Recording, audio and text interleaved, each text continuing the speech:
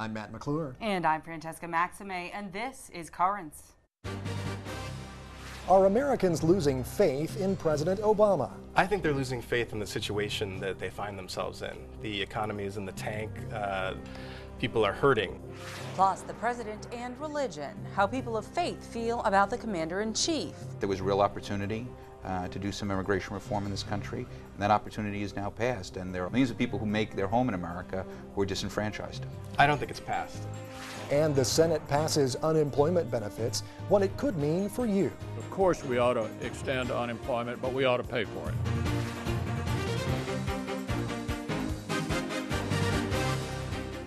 Well, good evening, and thank you so much for joining us. It is being called the most sweeping overhaul of the financial system in generations. President Obama signed the financial reform bill into law today. It calls for the creation of a consumer protection agency, which would set rules to curb unfair practices in consumer loans and credit cards, among other things. Most Republicans on Capitol Hill were against it, saying it does not go far enough to regulate Fannie Mae and Freddie Mac, the government's two big mortgage companies. But despite this and other legislative victories, President Obama's job approval rating has been on a steady decline. Right now, it's actually near the low point for his presidency. So are the American people losing faith in the president? To talk about that, I sat down yesterday with Grant Galicio, the associate editor of Commonweal magazine, and Monsignor Kieran Harrington, vicar for government affairs and public policy for the Diocese of Brooklyn. Monsignor Harrington, Grant, thank you so much both for being here today. We appreciate it. Always good to be with you, Matt. Thanks. Well, just as we start our conversation today, just some numbers to run by you with the latest Gallup poll on presidential job approval. President Obama has a 46% approval rating right now. That is, of course, as I said, according to the latest data from Gallup.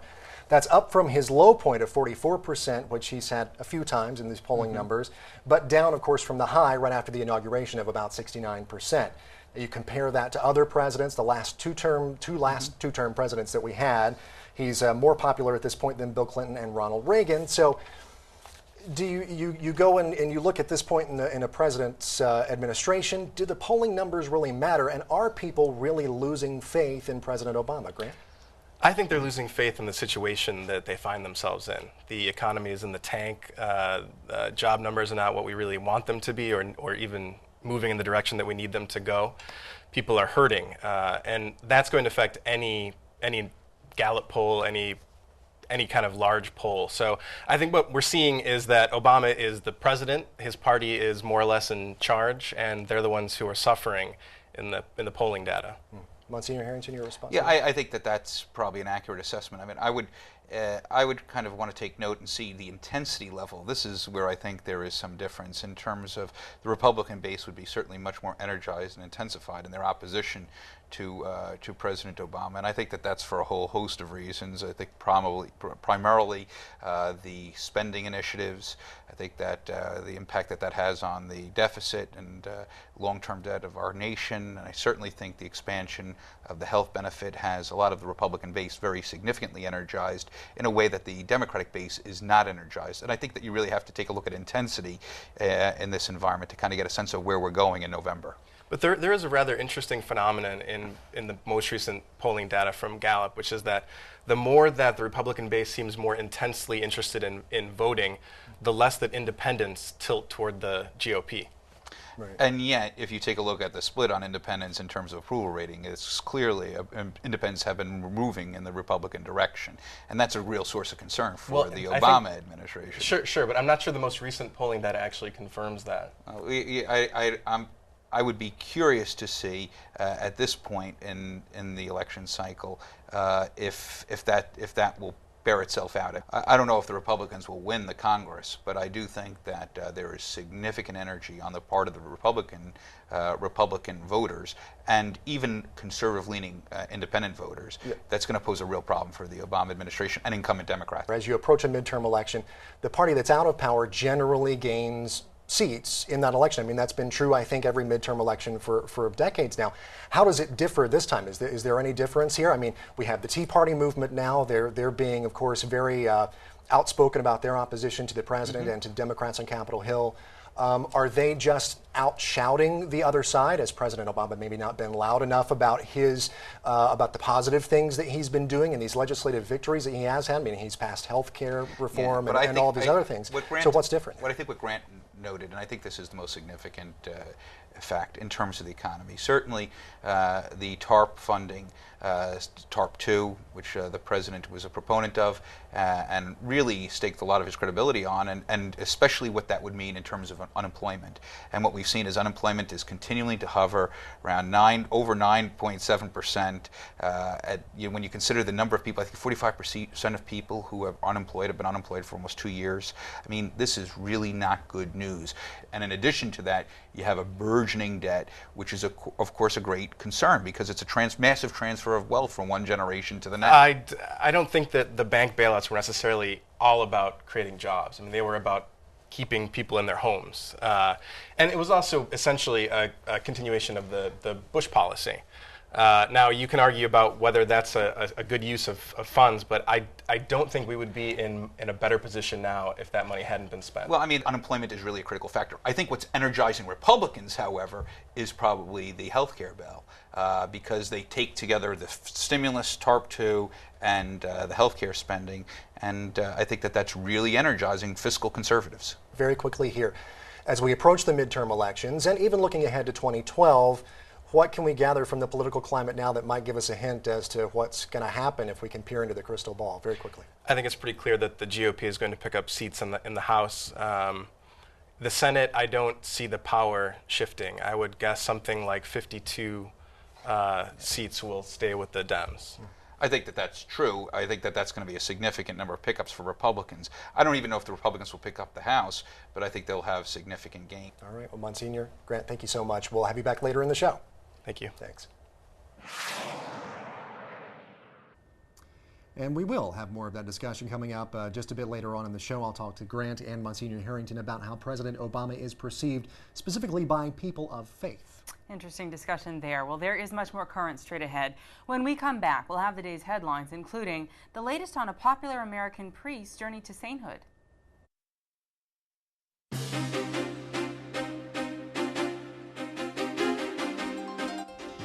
Welcome back to Currents. I'm Matt McClure. And I'm Francesca Maxime. Coming up just a bit later, relief for out-of-work Americans. We'll have the latest. But first, let's have a look at the day's headlines.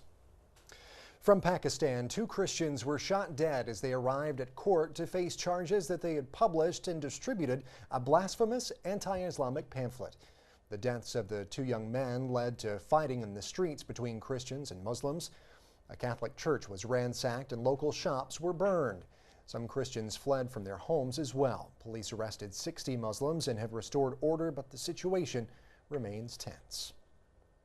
Well, the back and forth between the Venezuelan government and the Catholic Church shows no sign of ending, but today there is a cause for hope. The Archbishop of Caracas has called for calm and respectful talks between Venezuela's Bishops' Conference and lawmakers. The proposal comes after the Archbishop declined a previous invitation from the government to meet at Venezuela's Capitol building. The Cardinal says he originally declined the government's invitation over concerns about social unrest outside the Capitol building. Well, Spain's parliament has rejected a proposal to ban women from wearing burqas in public places. Supporters of the ban say they proposed the measure in defense of the dignity and equality of all women. Some analysts, though, interpreted the proposal as a ploy to drum up party support. A public burqa ban was recently passed by France's lower parliament. A new UN study may lend credibility to the Catholic Church's strategy on fighting HIV and AIDS. The Church maintains that behavioral change is key to combating the spread of the illness. According to a study from the Joint United Nations Program on HIV/AIDS, HIV prevalence in 8 of the 21 most affected countries declined in part because young people were waiting longer to become sexually active and having fewer partners. Pope Benedict was heavily criticized last year during his trip to Africa for saying abstinence and not condom use was the only sure way of preventing HIV and AIDS. Back in the U.S., more than 1 million Americans showed their support for Pope Benedict by offering their prayers as part of a spiritual bouquet. Sponsored by the Cardinal Newman Society, the prayers were collected in response to a call from New York Archbishop Timothy Dolan, who urged Catholic faithful to pray for the Pope at the height of negative media reports during Lent.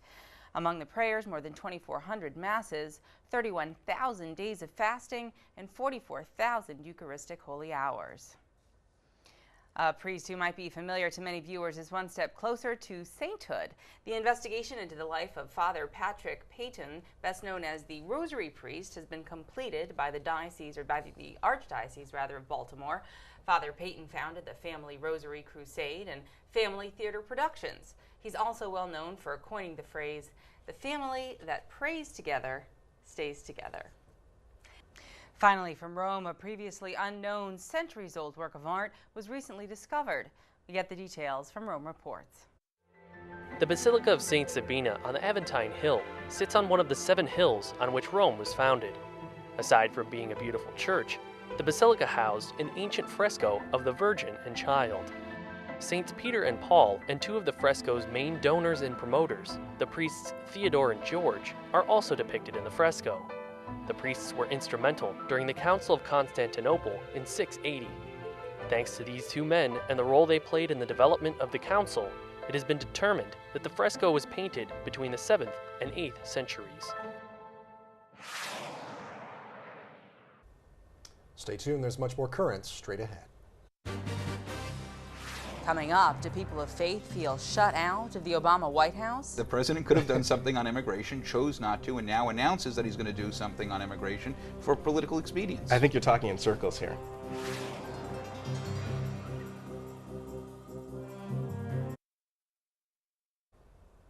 Welcome back. Earlier in the show, we began a conversation about whether the American public might be losing faith in President Obama. In the first part of the discussion, we talked mainly about politics and how general population perceives the commander-in-chief. But do people of faith look at the president any differently? That's the question now. And it's the focus of the second part of my interview with Grant Galicio. He's the associate editor of Commonweal magazine, and Monsignor Kieran Harrington, the vicar for government affairs and public policy for the Brooklyn Diocese. Gentlemen, welcome back. Glad to have you on the show. As we started off the show today, and we started off our lively conversation here, we talked about President Obama's approval ratings among the general population. A few more numbers I want to run by you here just very quickly, and we can also then have the discussion about whether polls matter or not. Among people who attend church weekly, 39% of people, this is according to the latest Gallup poll, approve of President Obama's job performance. They attend church nearly weekly or monthly. It's about 50%, also about 50% for those who rarely or never attend church. Monsignor Harrington, what do you think is leading to these numbers among people who are tending to be more religious, having a lower job approval rating for President Obama? I think that primarily people who go to church on Sunday tend to be more conservative, and so the economy probably has greater worry on their part. They probably worry a lot more about the economy and excessive spending. So that, I would think, would be one issue. I think certainly the healthcare legislation is a great concern for a lot of people of faith, especially abortion proponents, abortion provisions or lack thereof protections against having been forced into providing abortion, that sort of thing. So I think we're paying for abortion. So I think that that is a major concern. I think that in addition to that, I think the whole don't ask, don't tell in the military, questions surrounding gay marriage are all pretty offensive to people of faith. I'm not surprised. I mean, as the Monsignor said, it's sort of a self-selected group. People who go to church weekly tend to be more conservative, therefore they will tend to be more opposed to the president's policies. I do think it's very important to keep in mind that the polling before the 2008 election sort of went along these trends, and the president and finally won the Catholic vote, including those who attended Mass. But I think that if you even asked, certainly in the run-up to the election, I think that there were a number of factors that would have contributed to the president winning the Catholic vote. And in fact, the reason why he had such high approval ratings at the outset of his presidency, I think, is because there were sort of aspirational hopes that a lot of Americans had in terms of unity, the first African-American president, and what that represented as a post-racial society, so forth. So I think that there was a lot of goodwill. As a Catholic, one of the issues that I'm very disappointed in, that the president, where I think he could have used the goodwill, he had promised that he would take up the banner, was on immigration. And I think that there was real opportunity to do some immigration reform in this country, and that opportunity is now passed. I don't think it's passed. And I mean, it was just a couple of weeks ago when he reiterated his commitment to Do you think getting they're something done. Do you think they're going to get something done before November? No, I don't. But I don't think that's necessarily his fault. I mean, No, but I mean that's a political he's calculation. not a king. He's a political calculation. Right, He knows and- Republicans right. are going to take a significant Yes, but he made the victory. political calculation of getting up in front of cameras and saying, "This is very important to me, and I want to see my party get something gaining." No, ground I think within that it." what's happening is that the president has allowed immigration to become a political football, and by the placing that, president allowed that. certainly did. The president You could think have he was done the something. you think he was the first one? The president could have done something on immigration, chose not to, and now announces that he's going to do something on immigration for political expedience. I think you're talking in circles here. That's one political football that's going to be kicked around, I think, for a long time, whether or not something gets passed. Also, wanted to talk about some things where things have been done. Talk about health care reform really quickly here as well, and sort of the position that abortion is somehow part of the health care reform bill. Although President Obama signed the executive order on abortion, there was explicitly no abortion stated in the bill. Can you talk a little bit about that, Grant, and why some Catholic voters specifically might have some problems with that issue? There is some legal analysis coming out of the Bishops' Conference and the NRLC that is basically saying that owing to court precedent on federal abortion law, no matter what the president says, no matter what some of the language inside the bill says, the now law says, that courts will decide in favor of pro-choice lawsuits to allow federal funding of any kind of elective abortion. Now, when the Health and Human Services Office is saying that no federal dollars can fund that, and when the president's executive order promised that no federal funds will go toward elective abortions, I'm not sure where we're left. So. Right. And irrespective of, I mean, executive orders can be rescinded by an incoming president. So when a president can rescind an executive order at will, it's not it's not great protection for the unborn. I think that it was really a fight that could have been avoided. I mean, there were certain language that could have been included in that legislation that would have alleviated a lot of those concerns in the pro-life community. And Senate Democrats and Congressional Democrats chose not to include that language, and I guess that leaves everyone asking the question, why? What common ground can the two sides maybe find on a lot of these issues and say, we're all Americans here, Well, I think just to return to the healthcare question, I don't think there's really any difference of opinion between conservatives and most liberals that the funding in the healthcare bill that would go toward crisis pregnancy centers and helping adoptions. I think that's something that we can all agree was a very significant improvement. Yeah, and I think that where we will all agree is I think that the right of people to have access to health care is really significant, and the president certainly demonstrated a lot of courage in seeking to enshrine that right in law. I think the difficulty was, from our perspective, is that it requires our cooperation, or potentially requires our cooperation with evil, and I think that is a great concern for a lot of conservatives and pro-lifers. People want to rally around the president. They want to rally around the country. I think there are significant policy differences that each of us share, and it's not conservative or liberal or Republican or Democrat. I think it's really about the issues. And when you take a look at the issues, I think from gay marriage to increasing access to abortion, we're going to disagree. All right. Well, gentlemen, thank you so much. That's all the time we have, and then some. But thank you so much for being here today. We really appreciate it. Absolutely. Thanks. Definitely a lively debate. I would say. But, I think that it's interesting to note that the people of faith tend to skew more conservative to begin with, and therefore are part of a greater contingent of folks that are sort of less in favor of some of Obama's, the president's, policies and whatnot. And you see that reflected in those poll numbers where, the more often people go to church, the lower the presidential approval rating is for this particular president. Right, So, yeah. And also, too, I just wanted to mention as well that both Grant and Monsignor Harrington, of course, Monsignor Harrington's a fairly regular guest here on this show, but both of them are actually, if they looked a little familiar to you, they are on In the Arena regularly as well. Another one of the shows that comes on here. We're talking about current affairs and things going on in the government as well. So This is true. they So get in the arena and kind of fight it out. They're used to tossing around the political football. Right, exactly. They play that game every Sunday. Exactly. Well, not exactly on Sundays. Anyway, we'll be right back. Just ahead, out of work, you'll soon be able to breathe easier. It's important to emphasize that this was a temporary emergency measure and one that was so needed for millions of Americans.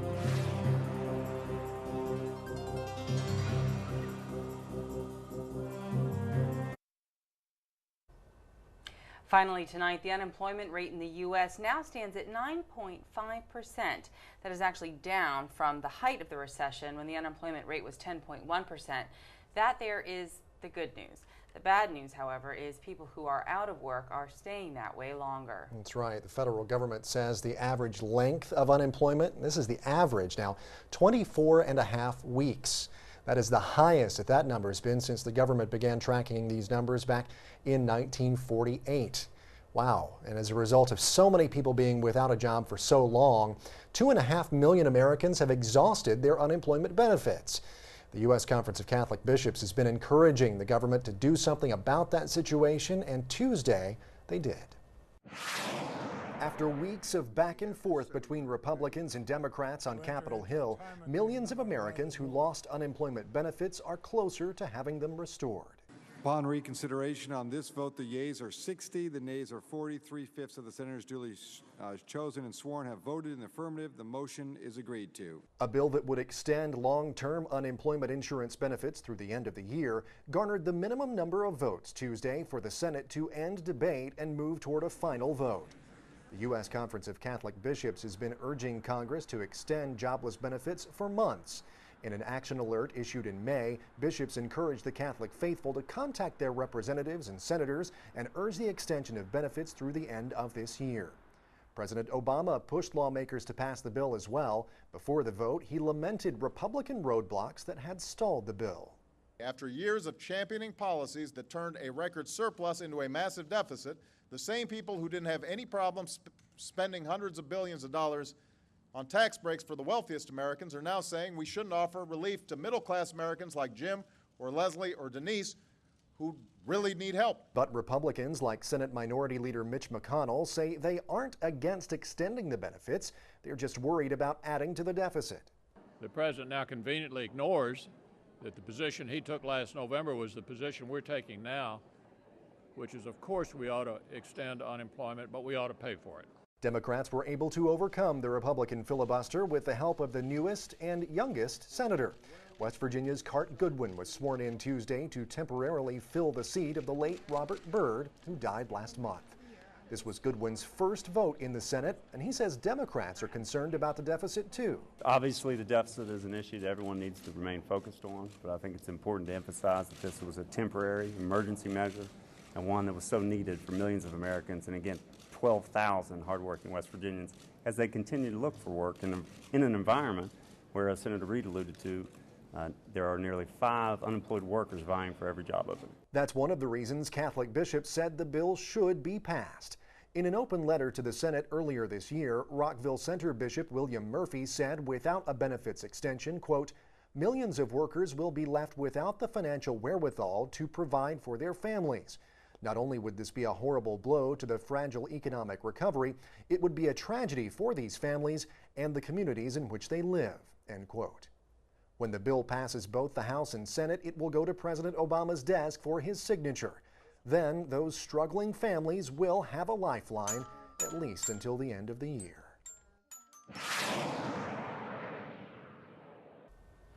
It's bleak. I mean, let's face it. It is not exactly happy, happy, joy, joy time. Yeah, I mean, you look at the numbers, and as I was kind of preparing that story today, I was looking at some numbers for the unemployment rate, and, you know, it kind of gradually shot up. I mean, you know, we got into the whole unemployment going up situation back in 2008, and then from there, it really kind of shot up, and it's kind of been hovering, as Monsignor Harrington said earlier in the show, in the 9-point-something, you know, range in the high 9s.